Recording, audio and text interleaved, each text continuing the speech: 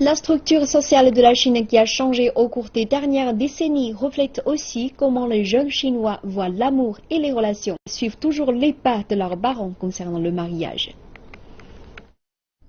Cindy Shao aime jouer aux fléchettes lorsqu'elle ne travaille pas. Après avoir étudié 5 ans au Canada, elle est revenue en Chine pour rejoindre une jeune pousse visant à innover dans le secteur primaire de l'éducation en Chine. Née en 1989, elle est en couple, mais dit qu'il est encore trop tôt pour parler de mariage. Le mariage n'est pas nécessaire pour moi. Je n'ai pas fixé de date limite. Une femme doit suivre sa propre voie. Je ne vais pas céder aux pressions extérieures. Les parents de Cindy ont divorcé lorsqu'elle était une enfant. Elle admet que l'indépendance de sa mère l'a beaucoup influencée. Rechercher la stabilité est quelque chose qui a été gravé sur nos os. Mais en Occident, cela peut être différent. Être confortable est l'aspect le plus important d'une relation. Il s'agit de deux individus indépendants qui partagent des valeurs communes, mais jouissent de leur propre centre d'intérêt. L'attitude de Mademoiselle Shao envers l'amour et le mariage représente celle d'autres jeunes en Chine, qui lorsqu'il s'agit de romance, suivent des façons de penser libres, indépendantes et plus occidentalisées. Mais de nombreux jeunes, aussi ouverts ou à la mode qu'ils semblent l'être, veulent toujours au fond de leur cœur une relation traditionnelle. Eric et Christina sont un couple d'étudiants, mais font face à un choix difficile. Eric est sur le point de commencer son année de parenthèse utile avant de se rendre aux États-Unis, tandis que sa copine restera pour poursuivre ses études. Parler d'amour et de mariage, d'après lui, c'est deux choses différentes. Tomber amoureux, c'est plus une question d'être confortable et relaxé.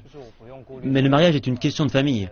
J'aime les mariages des anciennes générations, où l'on trouve plus de patience, de soutien réciproque et de dépendance à l'autre. Bien qu'elle est toujours à l'université, Christina sait déjà quand elle veut se marier, 3 ans après la fin de ses études. Parce que je veux me préparer davantage. Le mariage est très compliqué. À part l'amour, vous devez considérer les enfants et le logement. Et je veux écouter les conseils de mes parents pour choisir mon futur mari. Cependant, il y a une chose vis-à-vis de laquelle elle est en désaccord avec ses parents. Si quelque chose de mauvais se présente, elle pense que le divorce devrait toujours rester une option. Selon un rapport de 2015 de la Fédération nationale des femmes de Chine, 70% des gens nés dans les années 60 ont épousé leur premier amour. Mais pour ceux nés après 1985, leur nombre a chuté à près de 50%. Contrairement aux attentes, les couples se marient à un âge plus précoce. Pour les gens nés dans les années 60, l'âge moyen était un peu au-dessus de 26 ans. Dans la décennie qui a suivi, il s'élevait à presque 30 ans. Dans les années 1980, l'âge est redescendu à 26 ans et a continué à rabaisser dans les années 1990 à peine plus de 24 ans.